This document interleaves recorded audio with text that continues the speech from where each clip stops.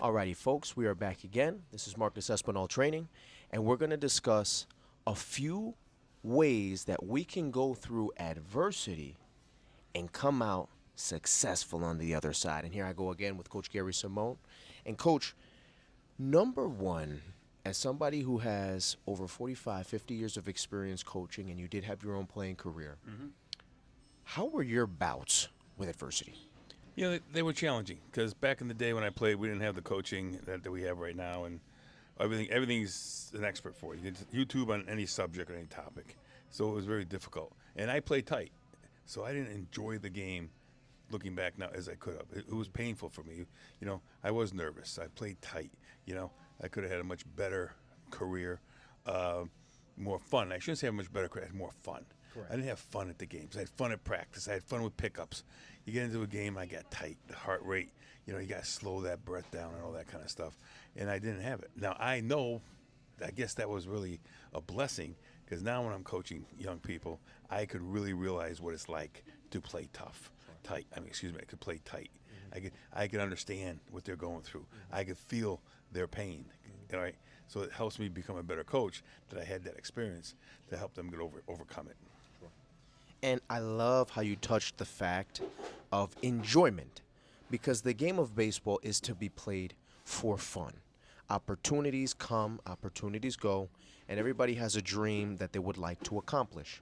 However, to make that happen, to make enjoyment happen, to make fulfillment happen, it comes through a proper approach, being prepared, and also having a positive mentality. So, Coach, I'm going to ask you a couple questions. And number one, when it comes to facing adversity, there's a big tournament over the weekend. You guys are getting prepared for it.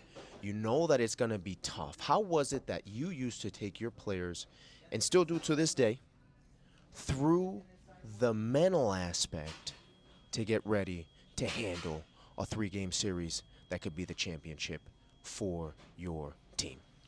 Best thing is, man, I had to make sure we were prepared. I had to make sure that we were as prepared as we possibly could be. And then I would remind the kids that you guys are all prepared. We've had X amount of practices, X amount of hours in the cage, that you're prepared. Now go out and play the game that you've been playing since you were 6, 7, 5 years old. And the biggest thing is, again, everybody says go have fun, have fun. Yes, absolutely. Well, fun's going getting a base hit, of course. But you can never lose fact of the point. Can't lose point fact as kids play this game for fun. And it's when the external pressure gets to be so much on them, that's when the fun goes away. Sure. Between the lines, they can handle it. It's outside the lines when the expectations, realistic or unrealistic, aren't met. All right, that's when it gets crazy at the youth level. And as far as the parents are concerned and support, right? How is it, as far as perspective, should they feel a sense of support? Parents obviously are key. One of the things I try to tell my parents when they're trying to enjoy their kids' athletic careers, support the child. Whether he goes 3 for 3, 4 for 4, it doesn't matter. What matters is he developing? Has he learned? See, I like asking my players, even when they strike out, what did you learn? What were you thinking of? Or he makes an error or a running mistake, whatever it may be. What was your thought process? Sure. So the kids got to be developing. Are we developing the kids? Or are these tournaments the end-all, be-all? Correct. That's how I looked at it. Good.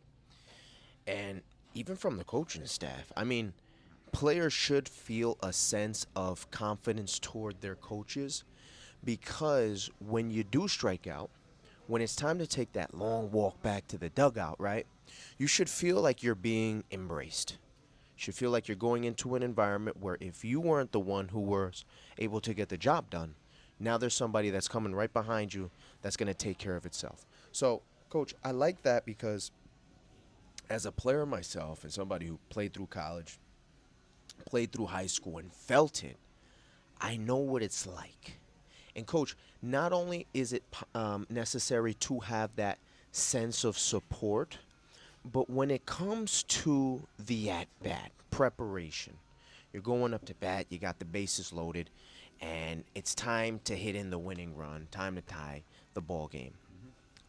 How would you prepare for such a moment like this, because what I would do is I would kind of play it in my mind, and I would get on the tee. I would take my swings to the opposite field. I would set my tee up then on the inside part, and I would just make sure my swing was grooved. But there were times where I lacked the what if I don't get the job done, right? What if I don't come up and get the big hit? And how is it now that I can readjust myself, or better yet said, recenter myself to get ready for the next at bat? Well, you said it right there. It's such preparation. And one other thing you have to be very, very careful of, and this isn't taught at at any level, teaching these kids to control what they're thinking, control their thoughts. All right, what thoughts are they letting into their head? Are they letting the what ifs? What if I don't get a hit? How about if I don't get it? The negative talk, right? I work big now on one of the biggest things I work on is control your thought process. Think of it now because that's going to carry over into life. The negativity. I can't do this. You know, you're not good at this. You stink. You know, all that kind of stuff. Control what your thought process is. Very important. On our last segment, Coach, you had mentioned the fact that there's kids that can't even look at you in the eye. The anxiety's so high. Yes. And it's extremely important because baseball, I mean, we've said it here before, it's mano y mano, you versus me. If I got 1,000 things going on in my mind and I'm trying to focus on one pitch, one spot, I'm going to be, eaten alive, to say the least, right? But the positive mentality, the positive thought process is so important because now, even if I do fail, I got to be able to release. This is something you told us and you taught me at a young age. You got a minute. Once you strike out, once you get back to the dugout, you got 1 minute. And that's how you flush it out your system. Yeah. Now, when you do flush it out your system, it's important because now you revamp, and we're talking about preparation process, and I told you guys about the tee, hitting it inside and outside, because you got to be able to trust your work. You, young person that's listening to me, young softball girl that is listening to me, trust your work. Trust the process. Because let me tell you something. One bad at bat doesn't determine the rest of your at bats. But if you let it leak, if you don't take that little bit of Gary Simone, Coach Gary, that says you got a minute, one small leak will turn into a puddle, will turn into a mess, right? So, very important here. Coach, as you had 3 sons, right? They all played sports. What was it that you would talk to them about after a long game, whether they won or whether they lost, on the car ride home? I look at their effort. Right, it takes no talent to hustle. So I was a big guy on. Did you play hard? Did you jog in and out of the dugout? Did you jog to your position? All right, your body language. If you struck out, your body language. If you were successful, act like you've been there before. All right, that's what I focused on was their work ethic. That's something that they could control. Can't control how hard they hit the ball, where they hit the ball. They can't control your work ethic. You give me a kid that gives a good work ethic on the field, I'll take a chance with that kid all day long.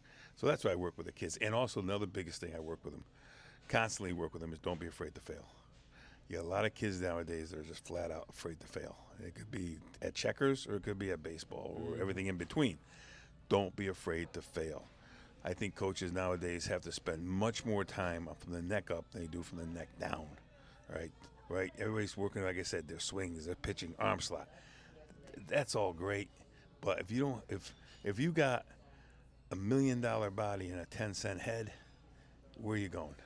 I don't, and there's 10-year-olds that we describe that with. There's 12-year-olds, there's 21-year-olds, and there's 30-year-olds. Same thing, right? $1 million body, 10-cent head. Sure. You gotta flip it around.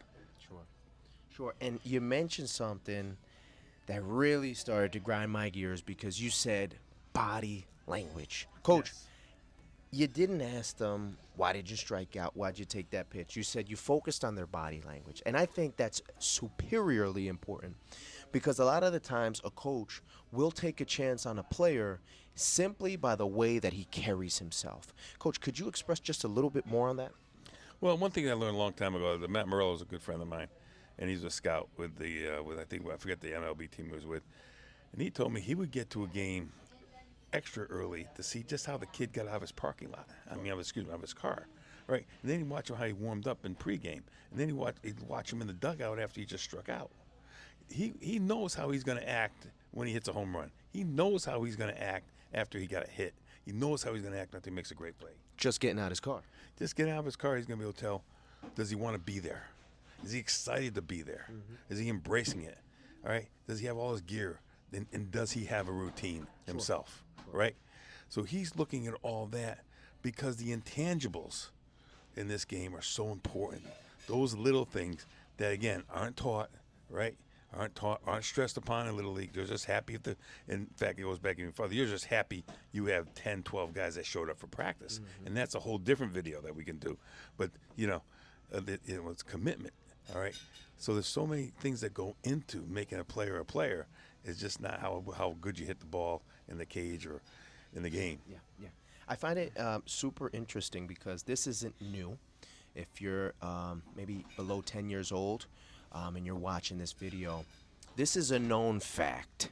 I remember, Coach, when I was in college, my inspiration or aspiration was to get to the field, get there early, and just hope that one day maybe somebody was watching me. Because I knew that the way I carried myself in warm-ups was going to be the way I carried myself throughout the game. The type of energy that I brought to the field was going to be the energy that I used as form of inspiration to be able to handle the situation when it presented itself onto me. And so, good stuff, Coach. I find that very interesting, and later on we can talk maybe some more about that. But guys, when you're in the midst of the situation, trust in your work. Trust in what you are able to do. This was something that when I was in college, I did not master.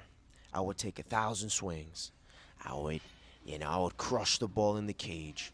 But when the game came, I was a different person. I almost had to kind of maybe get a hit to start off and, start getting mellow in the box, get a little bit hot, and then go on from there. But if you've guys done it in the cage, take my word for it, you're ready for the game. Coach, just to finalize, what happens if you do strike out with the game on the line? What happens if you went over 4? And what happens if you went over 4 maybe for, let's say, a week straight? What would be your advice to close off here?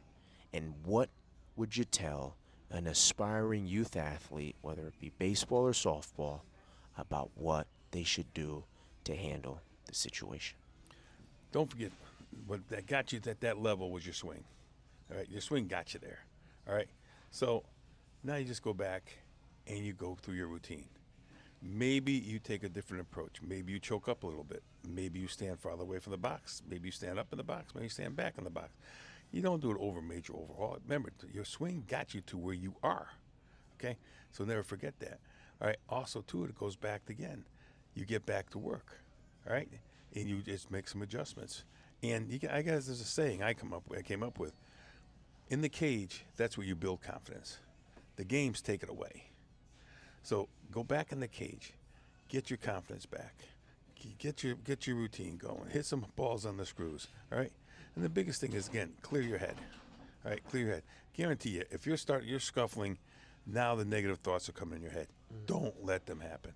Don't let as I say, don't let them in. Don't let the negative thoughts come in. And this is what happens between the guys from AAA and the majors. Yeah. Why is a guy in the AAA tearing it up and he gets to the majors, he can't hit 200 because of the mental aspect of it. All right. So this is where you have to believe in yourself, and this is where preparation comes in. They go hand in hand. Show me somebody that has good preparation, I'll show you a confident ball player. Thank you so much, Coach. Everybody who watched, thank you. This is Marcus Espinal Training. Remember, apply these 3 approaches to your game, and we can tell you that you will be successful. Thank you so much. Continue to believe in yourself. You're worth every bit of it. Thank you, Coach. Thank you.